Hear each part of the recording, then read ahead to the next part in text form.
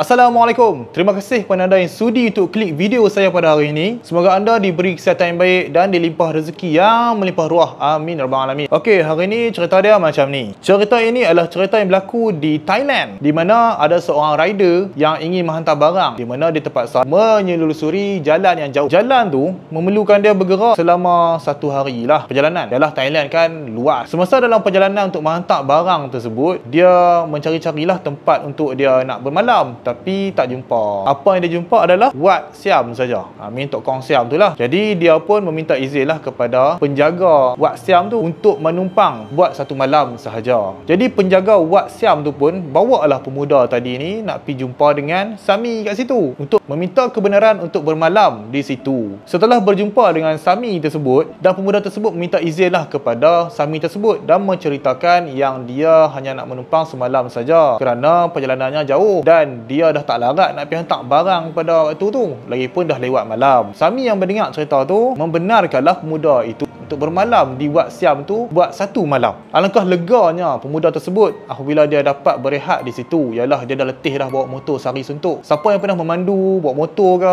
apa-apa kenderaan lah, kalau sari suntuk tu sangat-sangatlah letih walaupun duduk saja. Jadi penjaga Wat Siam tu pun bawalah pemuda tadi untuk pergi ke rumah yang dimaksudkan. Rumah tu nampak sedikit usang lah kerana tak banyaklah orang yang nak menumpang di Wat tu. Lagipun Wat Siam tu agak terpinggir. Semasa penjaga Wat Siam tersebut memberikan kunci kepada pemuda tersebut, dia berpesan kepada pemuda tersebut, kalau hang dengar apa-apa pada waktu malam, jangan keluar. Pemuda tadi pun pelik lah, tapi dia tak kata apa-apa lah. Bagi dia dah lebih pada syukur dah dapat tidur di situ. Kurang-kurangnya adalah tempat untuk bermalam. Setelah mengambil barang di motor, dia pun membawa naiklah semua barang-barang untuk dia tidur ni ke dalam rumah tersebut. Kemudian dia pun mengeluarkanlah towel, baju untuk tidur dan bersiap sedialah untuk mandi-mandi sebelum nak merehatkan badan. Jadi dia pun pilah ke toilet, mandilah macam biasa. Semuanya nampak normal, seronok, suasana hening, sunyi, cukup mendamaikan. Namun ketika habis dia mandi tu, dia pun keluar daripada bilik air dan dia pun berkaca lah di cermin untuk tengok muka dia lah, nak belik handsome tak handsome. Yalah, biasalah lelaki dia kalau jumpa cermin dia lebih daripada perempuan lagi. Jadi sebab tu dia tengah berkaca di cermin, duk tengok cermin, belik, remoh apa semua ni, duk tengok jerawat besar mana kat muka. Tiba-tiba dia rasa ada sesuatu tengah memerhatikan dia daripada belakang. Kemudian macam biasalah dia akan kalih secepat mungkin ke belakang. Dan macam biasa juga, tak ada apa-apa. Dan dia pun rasa macam dengan tak sedap hati, tanpa menutup pintu bilik air, dia pun berlalulah pergi ke rumah tumpangan dia tu. Jadi semasa dia nak naik ke rumah, dia pun terfikirlah yang kat motor dia ada letak alarm. Alarm ni dia macam detektor lah. Dia macam hampa semua masuk 7E yang bunyi teneng teneng. Orang lalu dia akan detect, kiranya motion sensor lah. Dia ada beli benda tu. Tak tahulah apa menyebabkan dia beli benda tu, tapi kreatif jugalah mamat ni. Disebabkan dia rasa macam ada orang duk ikut, dah orang duk tengok dia. Dia rasa dia nak tahulah siapa yang duk usah dia ni. Ikutlah. Manalah tahu ada secret admirer dia ikut. Yalah, orang handsome kan. Susah jadi lelaki zaman sekarang ni. Jadi dipasanglah motion sensor tu dekat tangga nak naik ke bilik dia, supaya nanti kalau ada apa-apa lalu ataupun ada orang tu lalu, dia tahulah ada orang nak main bilik dia. Apa kebangang jadi ni. Dia pun masuklah ke bilik dan bersiap sedialah untuk tidur. Menjengah ke tengah malam, ketika dibuai mimpi yang indah, tiba-tiba pemuda ini dikejutkan dengan bunyi orang menjahit. Menjahit di bawah rumah. Apakah benda jahit baju malam-malam ni? Takkanlah tempat dia tumpang tu ada orang tumpang juga. Tapi kot dia pun nak tumpang, takkan tengah malam juga orang pilih nak jahit baju? Tak pernah dibuat orang. Melainkan kalau kerja tu urgent lah. Tapi ni kat Wat Siam kot, bukan dekat bangunan Giat Mara. Jadi dengan rasa nak tahu tu, dia pun keluar lah. Sebab bunyi tu mengganggu sangat dia nak tidur. Yalah, nak tidur, bunyi tu betul-betul kat bawah dia, rumah kayu. Jadi bunyi dia terlalu lah kuat sehingga ganggu dia nak tidur. Esok nak jalan jauh, jadi dia nak turun lah, nak bagi tahu lah dekat siapa lah yang jahit kat bawah tu, kak jahit slow-slow sikit. Tak pun kak, sama esok lah kak, saya nak tidur, esok saya nak jalan. Dia pun tanpa berlengah keluar lah untuk berjumpa dengan orang yang tengah menjahit dengan semangatnya pada waktu tu. Dia pun turun. Bila turun, bunyilah sensor tu tenet, turun pergi ke bawah. Lepas tu dia tengok pintu berkunci dan membuatkan dia terfikir, ni kunci mangga tu, pintu kayu, bukan pintu grill. Macam mana kak ni boleh masuk? Jadi dia pun dah rasa tak sedap hati. Dan pada waktu itulah dia teringat pesan penjaga Wat tadi, dengar bunyi apa-apa jangan keluar. Alamak, dia baru teringat. Yalah, biasalah orang bila terlalu letih tidur, lepas tu terkejut pula dengan benda macam tu. Dia rasa sedikit nak marah lah, kawan letih. Jadi menyebabkan dia lupa pesan penjaga Wat Siam sebelum bagi kunci dekat dia tadi tu. Selepas dia ingat benda tu, apa nak buat lagi? Standard lah, berjalan nak masuk bilik dia lah. Masa dia berjalan masuk bilik dia tu, macam biasa dia lalu di tempat dia letak motion sensor tu. Bunyilah tenet. Dan dia pun masuklah ke bilik dia. Dia masuk, dia rasa tak sedar hati lah.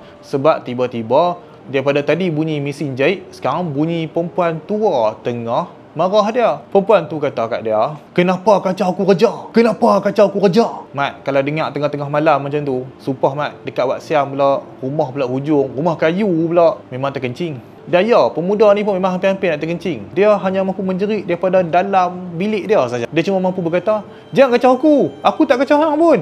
Janganlah kacau aku. Tapi semakin dia cakap macam tu, semakin kuat pula bunyi suara perempuan tu. Dan yang lagi tambah nervous dan mengejutkan apabila motion sensor itu detect orang naik tangga ke bilik dia. Ten ten ten ten. Banyak kali pula. Allah, ketika tu tak tahulah apa yang dia rasa. Dia yang tak tahan dah dengan perasaan takut tu, dia pun buka pintu nak tengok siapa yang masuk. Manalah tahu pakcik yang jaga Wat tadi main nak tengok dia. Kau buka pintu, dia tengok memang ada orang tua muka dah keput duk tengok dia pula. Sambil orang tua tu duk kata, kenapa kacau aku nak buat kerja?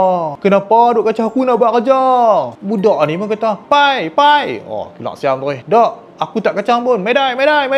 Namun apakan daya, hantu Siam tu, walaupun dia orang Siam, dia tak faham apa yang pemuda ni cakap. Tak tahulah dia tak faham ke dia buat tak faham. Jadi menyebabkan pemuda ni pun tutup pintu balik. Bila dia tutup pintu balik, harapan dia hantu tu tak boleh masuk lah. Tapi apa yang dia harapkan tu merosot apabila hantu tu duduk di tingkap, pegang tiang tingkap tu, suara muka cakap, kenapa kacau aku buat kerja? Lagilah menyebabkan dia terkejut Mat. Bila dia terkejut tu, dia tendang pintu, dia terus lari. Masa dia lari tu, dia dapat nampak yang orang tua tu berada di kiri kanan dia, yang menyebabkan dia terjatuh. Apabila dia terjatuh, dia cuma menjerit. Dia cakap, aku tak mau kacau hang. Aku tak kacau hang pun, hanya kacau aku. Aku tak kacau hang, kacau aku. Tapi semua tu hanyalah sia-sia. Lalu pemuda tu pun berlarilah sampai ke depan. Bila sampai ke depan, dia berlari masuklah ke bawah satu meja di tepi pokok. Dan dia pun pejam mata berharap bahawa hantu tu dah tak ligan dia. Dia pun pejam mata. Bila dia pejam mata tu, sedap-sedap dah sampai hari pagi. Di siang harinya pada waktu pagi tu, penjaga Wat Siam pun mainlah buka pintu pagar. Bila dia duduk sapu-sapu sampah, dia tengok ada orang duduk tidur bawah meja. Dia pun geraklah kawan tu. Tak ada tempat lain ke? Aku bagi rumah dah kat hang. Main tidur tani buat apa? Best semalam check in tani je. Apabila dikejutkan, pemuda ni pun terkejut bewak lah. Uish. Dia ingat hantu tadi. Rupanya dah siang dah. Dia dalam ketakutan tu pun dia beritahu, Pakcik, tolong saya pakcik. Ada makcik mana tu duduk ligan saya pada malam semalam. Jadi penjaga Wat Siam tu dapat teka lah siapa. Dia pun, tak apalah, jom kita pergi jumpa Sami tu. Nak minta Sami tolong tawak dia lah. Kawan terkejut teruk dah tu. Jadi, dibawa lah jumpa Sami. Sami pun buatlah yang penawak kat dia. Tak tahulah cara Sami lah. Pegang penyapu lidi tu, buah dalam ayak dia tu, ketuk pula kawan tu. Macam tu lah. Kalau apa kerja tengok cerita Siam, apa boleh bayang lah apa saya cerita ni. Sebab saya duduk Kedah dekat dengan Siam. Duduk tengok juga benda tu. Bukan saya pergi buat Siam nah. Kalau masuk pun tengok je. Bukan nak pergi ambil ilmu ke apa. Hampa jangan duduk fikir belak-belak.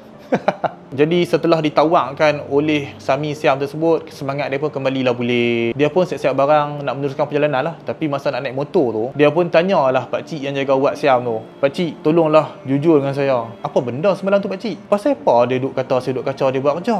Saya tidur je pakcik. Pakcik tu tak mau cerita. Pakcik tu cuma kata selamat jalan. Jadi pemuda ni pun merasakan bahawa pakcik tu tak menjawab soalan. Pakcik ni tak ambil SPM ke apa? Tak tahu kan soalan apa. Lepas tu pemuda tu pun berkerah sikit. Pemuda tu berkata, pakcik, saya dah kena kacau dah semalam. Jadi saya nak tahulah juga apa yang kacau saya tu.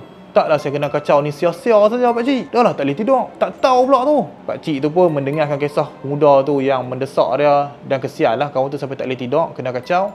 Dia pun ceritalah kepada pemuda tersebut. Satu masa yang lampau dahulu, ada seorang perempuan ni, perempuan tua lah, mempunyai seorang anak yang suka berjudi. Bila balik malamnya berjudi. Dah lah besar dah, tak kerja, menjadi bewak hidup. Di mana mak dia kena sara dia.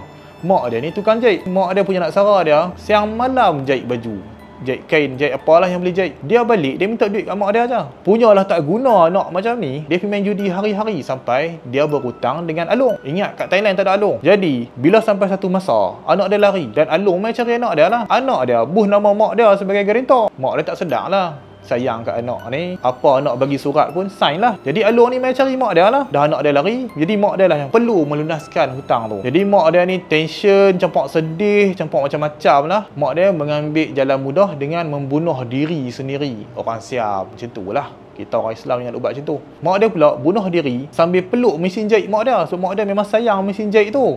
Sebab yang bolehkan mak dia rasa depres sangat-sangat tu bila Along tu ugut, kalau hang tak settle hutang anak hang ni, aku rampah mesin jahit hang, aku sita mesin jahit hang. Macam majlis tu. Mak dia ni dengar lagu tu, sabut perut, tak tahu nak fikir apa dah, bunuh diri. Selepas itu barang-barang dalam rumah tu pun dipindahkanlah, ada sikit yang dijual. Termasuklah mesin jahit tu. Bila jual mesin jahit tu, berpindah tangan, semua masing-masing tak mau return balik dekat orang yang jual mesin jahit tu. Sebab setiap malam mereka akan mendengar orang tengah menjahit. Mesin jahit tu akan berjalan sendiri. Jadi sebab tak tahan raja duk kena kacau, bertukar tangan, orang return balik. Jadi mereka pun mewakafkan mesin jahit tu kepada Wak Siam. Tu perangai tu. Benda berantu baru bagi kat Wak. Jadi pihak pengurusan Wak Siam tu pun meletakkanlah mesin jahit baju tu di rumah berkenaan. Dan sampailah hari pemuda tu pergi tidur tentu. Jadi kena kat dia lah. Itulah reasonnya kenapa mesin jahit tu mengeluarkan bunyi pada waktu malam dan mengganggu budak tadi ni. Yang itulah yang diceritakan oleh penjaga Wak tu kepada pemuda tadi. Pemuda tadi bila dah dapat jawapan tu, dia pun merasa kesian jugalah dan rasa lega lah sebab dia dah dapat tahu apa yang terjadi sebenarnya. Jadi setakat tu dulu cerita daripada saya. Terima kasih kepada anda yang sudi mendengar cerita saya sampai habis. Semoga anda terhibur dengan cerita ini. Ingat geng, jangan tinggal solat dan jangan lupa selawat. Assalamualaikum.